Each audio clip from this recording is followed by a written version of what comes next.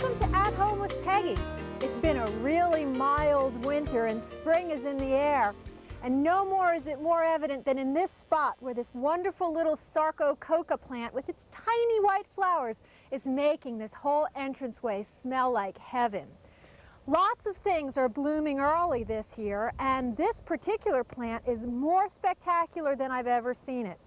It's called winter blooming jasmine, and you can count on a mild winter, even a cold winter. If you have a mild day, a few of these pretty little yellow flowers will pop out. But it's been so mild all winter that this is covered in flowers, and people have even asked me if my forsythia were already in bloom. This particular one gets variegated leaves, and I have another planting where the leaves are pure green. Spreads like a ground cover and roots along the way. By itself, in the middle of summer, no one would even notice this thing. But at this time of year, these bright little flowers are like neon lights screaming it's time for spring. I'm going to go inside. We're going to have a little something to eat and do some fun things, and then maybe we'll prune the pussy willow. So come on and join us.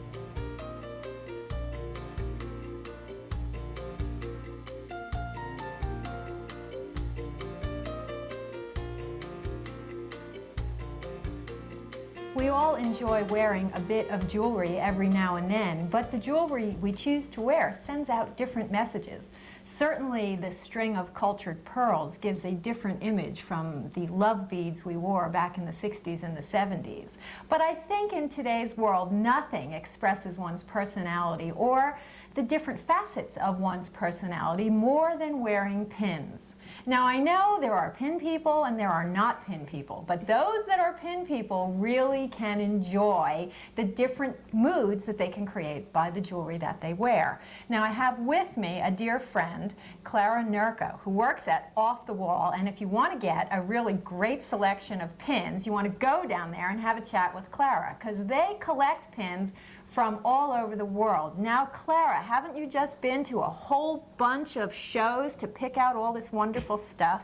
We have been to trade shows in New York and Philadelphia, and we have selected a lot of different pins. From all over the world? All over the world. Mm-hmm. And now we have here some from the shop. We have, all of these are mine, believe it or not, and we have some from Clara's personal collection and some from the shop as well. Yes. So, to express all your different personalities. Now, as I said, you can set a different mood, and some of these, like these two little bizarre little pins, I wear whenever I go to meetings of the Vegetable Growers Association. I picked these two up at a garage sale for 50 cents a piece because the woman said, who would wear those things? They do create a mood. Now, Clara, what's one of your favorites? Well, the one I'm wearing right now is one of my personal favorites. This is actually a pendant, but the top part of it converts the pendant into a pin. And the bottom of the pin is onyx. There are crystals all around, and there's a garnet at the top. So can you, this part's actually the pin. This is the pin. And can this be changed if you were so inclined to put different things on there? It would slip right off and you could change that. Now that looks very old. Is that an antique piece? No, it's not an antique. It's a new piece, but it is a reproduction, and it copies the Fabergé look. Now, pins were very popular during Victorian times, and certainly you can get Victorian pins. I have one that probably, this one right here, very well may have come from, it's an antique and it's in silver and a cameo. And cameos are, of course, another classic piece that send a very clear message of elegance and beauty, and usually cameos are handmade from seashells, right? From shells, yes. And they're handmade, hand-carved in Italy. So this is a very classic piece and very Victorian, but these all have somewhat of a Victorian look. This one and these two, for example, both have somewhat of a Victorian look. And these are modern. And while the cameo, you will be spending hundreds of dollars or as much as thousands? Thousands. Thousands. These two were both handmade and were picked up at different craft shows and were, you know, probably in the $20 to $25 range. Now, we also have some seasonal pins. Now, are these all from your personal collection, Clara? Most of them are. The Santa is sterling silver, and I bought him years ago. I just fell in love with him. These are actually pewter snowflake pins that they have fashioned after real snowflakes. I mean, they've done it in that way. The scarecrow that's here is made out of stained glass, which is very, very unusual. Stained glass He's made out of pin? stained glass. Oh, he's stunning. So you'd wear him around Halloween? Around Halloween, or all fall, actually, you could wear that.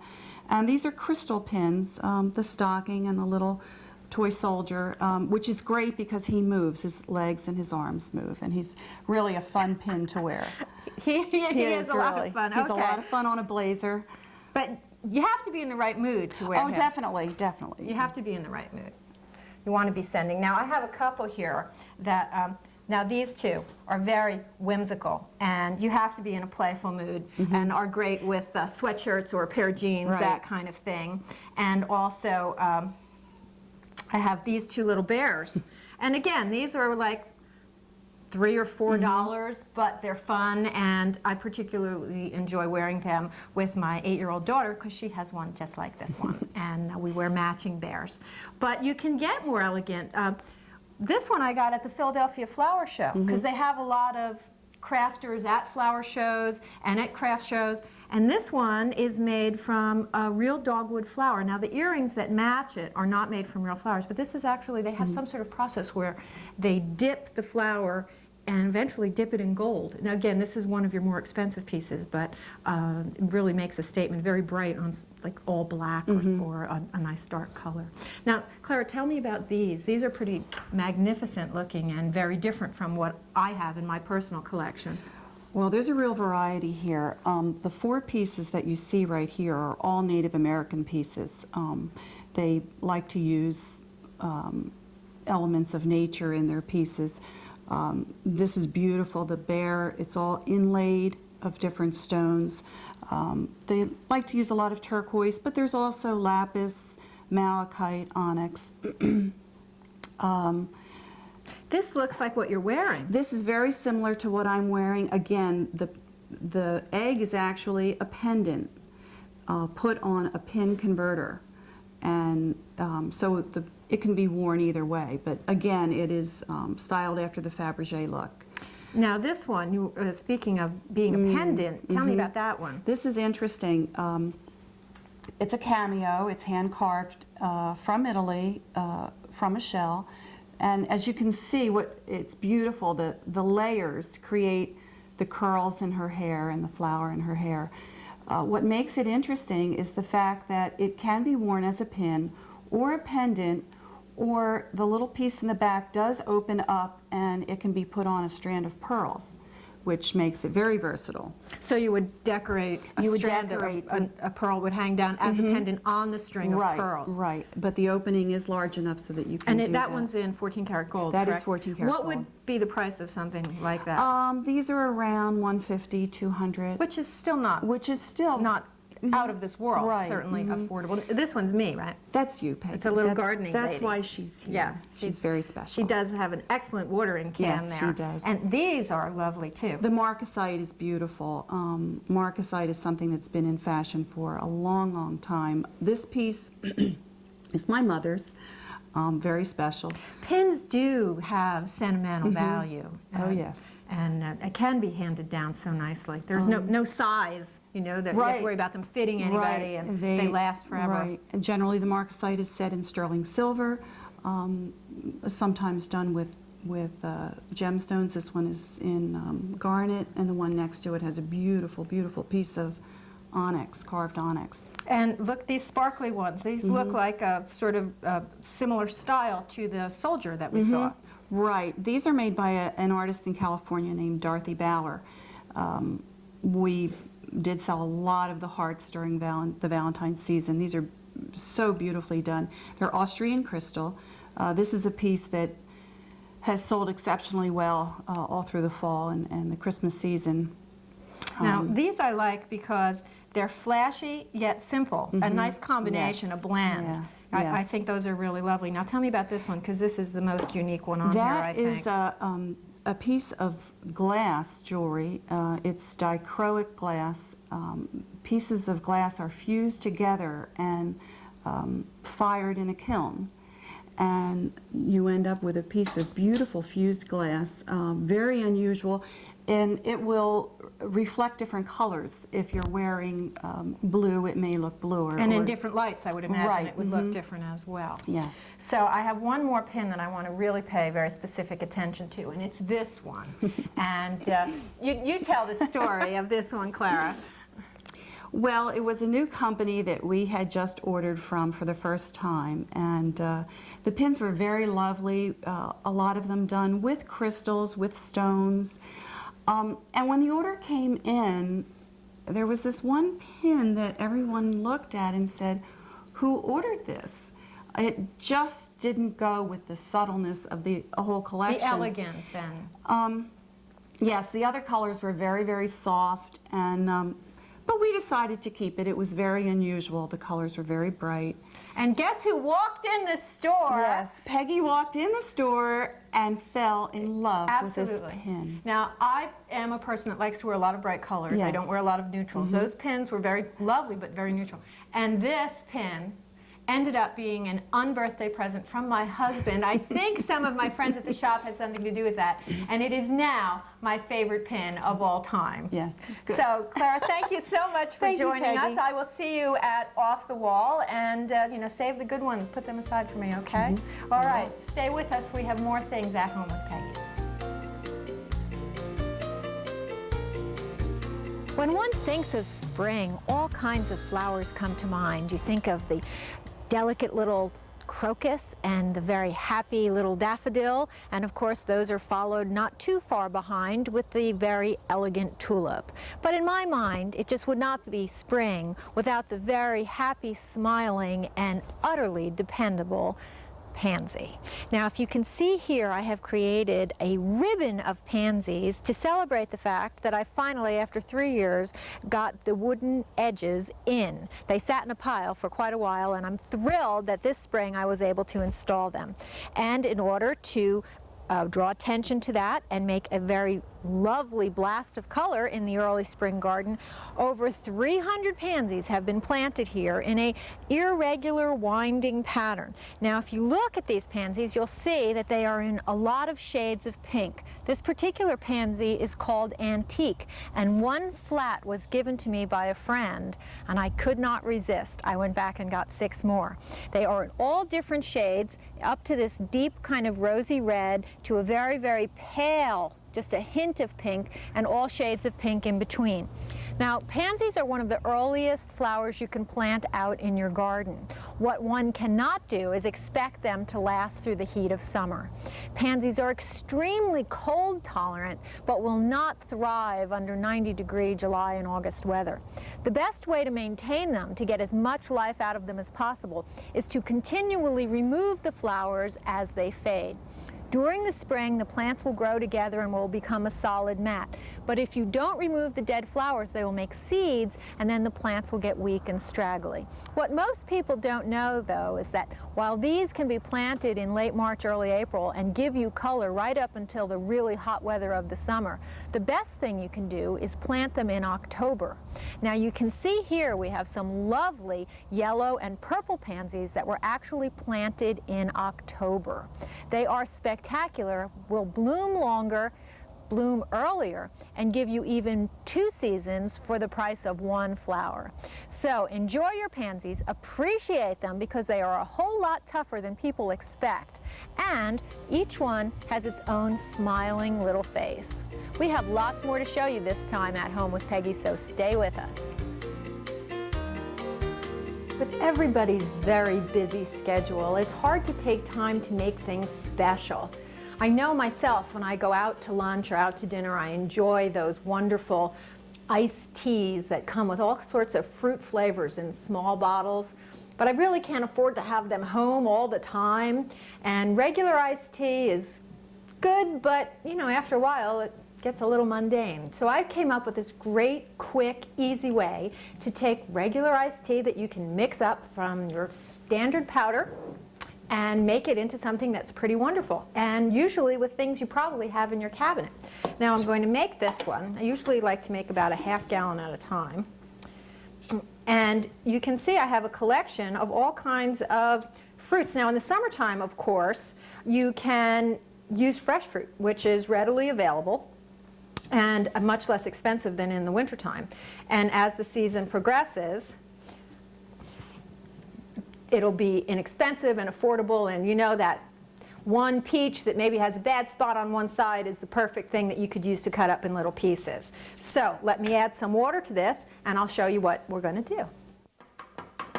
Okay, I've mixed up a ½ gallon of iced tea, and I'm planning on serving this with lunch. So we've decided that we're going to use peaches to dress up this iced tea. But one of the easiest things you can do is just pour in a little fresh orange juice.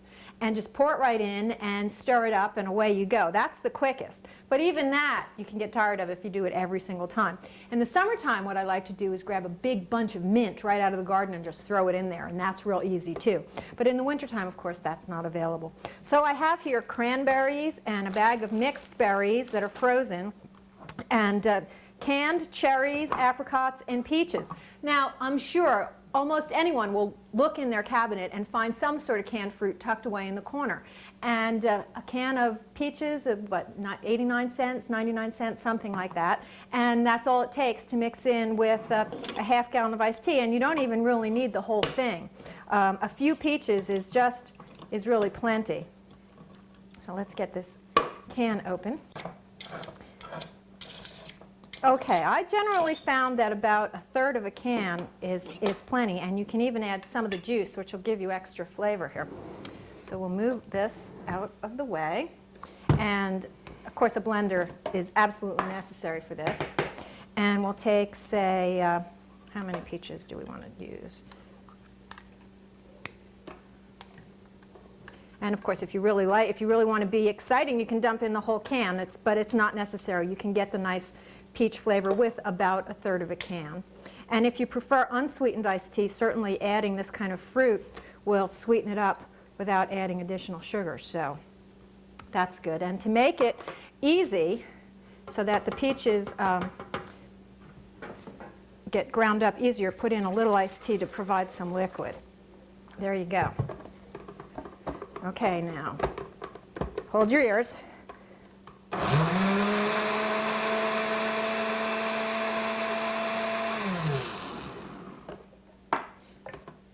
And that's all it takes. You stir it up, and you've taken regular iced tea, very inexpensive, and some inexpensive canned fruit, and made something that's really delicious. Now, we're going to have it for lunch, but I know I'm going to be enjoying all kinds of flavored iced teas all summer long.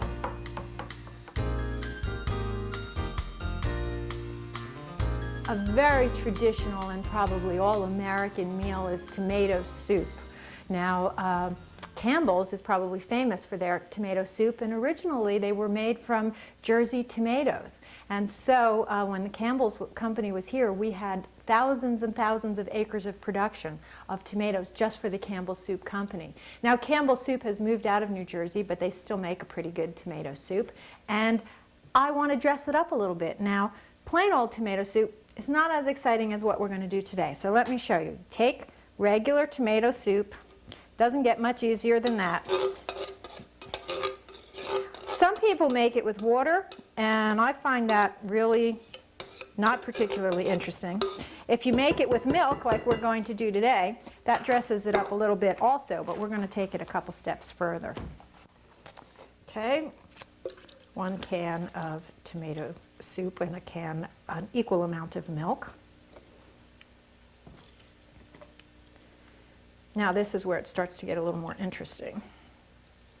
We're going to add some eggs.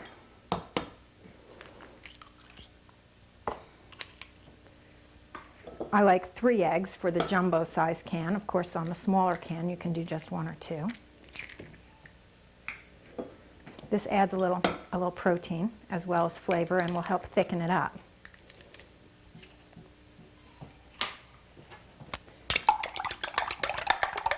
Get them nice and mixed up, nice and beaten.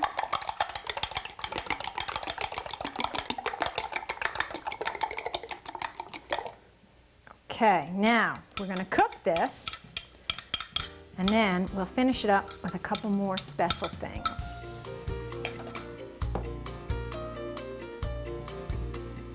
Okay, you want to stir this until it's nice and smooth, because the milk in the tomato does get lumpy right at the beginning. And also you want to make sure that the egg is stirred in thoroughly. And of course the egg cooks while the soup is cooking. So you get to this point where it's nice and smooth and obviously beginning to be quite hot. I don't like to bring it to all the way to a boil, but almost to a boil. And then I want to add some cheddar cheese. I find these shredded cheeses to be just so easy in the kitchen, and it makes adding cheese so much less work. And you just grab it and you're done, and they're resealable and they go back in the refrigerator. So we're going to add, this is sharp cheddar, which is my favorite for mixing in.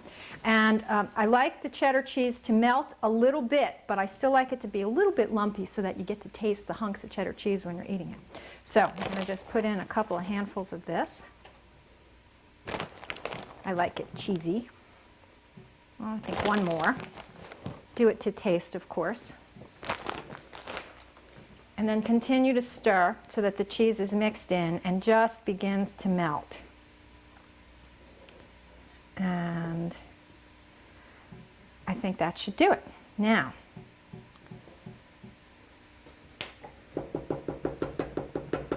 okay, we're going to serve this.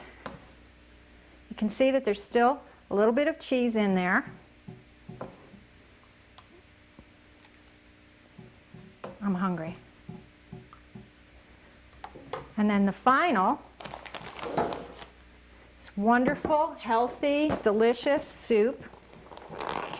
And we're going to put a whole bunch of croutons on top. It's easy, it's quick, and both my husband and my kids love it. So this is lunch, and we're going to have a little of that peach iced tea on the side. Begonias will often bloom on a windowsill all winter long. These particular little guys are, believe it or not, 3 years old in these same little pots.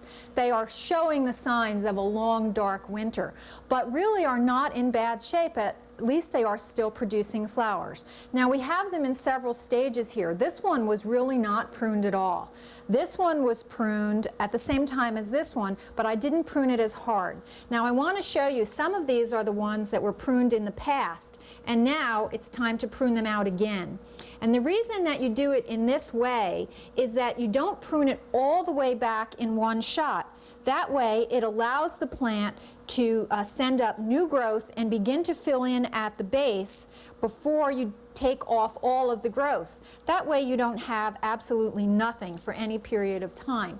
You can see this was pruned here, but this part is not very attractive anymore, and you can also see that it is beginning to fill in further back. So now's the time, at the onset of the lengthening days of spring, to do your final pruning so it really does, in fact, fill in.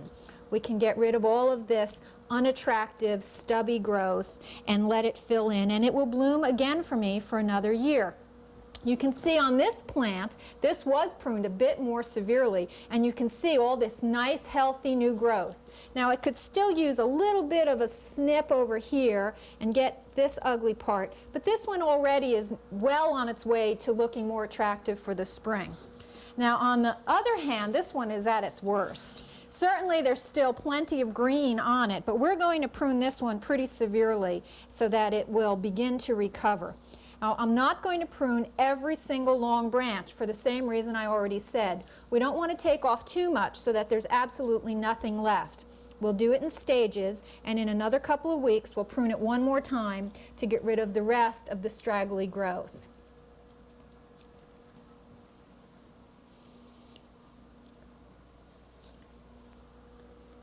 This one has actually gotten through the winter fairly well. It was one of the healthiest, which is why I waited the longest in order to prune it. Now you want to take at least some of the branches pretty far back and get rid of some of the stubby, ugly part even now. So this one looks a lot better. We got rid of all of this off of these little plants. and it will begin to fill in. In about 2, maybe 3 weeks, I will prune this again. Now all of these little plants are in need of a good drink, so we're going to take care of that right now. Earlier I showed you this wonderful attachment with this long hose that attaches right here to your ordinary kitchen sink. There's a slightly different adapter for attaching to an outside hose, so it is very flexible. And it stretches up to about 50 feet, which is very convenient, especially outside. So we're going to give these a good drink and get them well on their way for a nice spring burst of new growth. Few things do more in the garden to chase away the tail end of winter than the wonderful fuzzy pussy willow. I have several varieties here. All of them are very interesting and fun to grow. They are on the lowest part of the property, which means the water tends to run in this direction. I can't say it's soggy, but it is probably the wettest place on the farm. This pussy willow was one that was grown from a cutting, and these little fuzzies are in full fuzz very early this year because of the mild winter. But they're smaller little catkins, and they came out earlier than the rest, but will make very nice additions to dried arrangements, or even if you wanted to mix them with cut flowers or all by themselves. If you wanted to propagate them, it's easy enough to stick them in water. They will get roots, or even to just pot them up and keep them moist. They may well develop roots just that easily. To my left here is one of my favorite varieties of pussy willow. This is actually called a fan-tailed willow and is a contorted variety. Another very early one to come out. You can see that the catkins are beginning to be developed, although they're not quite as fully formed as on the mini. Now this particular branch here really shows the contortion to perfection. They can get twisted and all kinds of fanned out and flat, and they will stay like this with the fuzzy little catkins, sometimes even for years. I have an arrangement in the basement that's been there for several years and still looks almost as good as when I put it in fresh.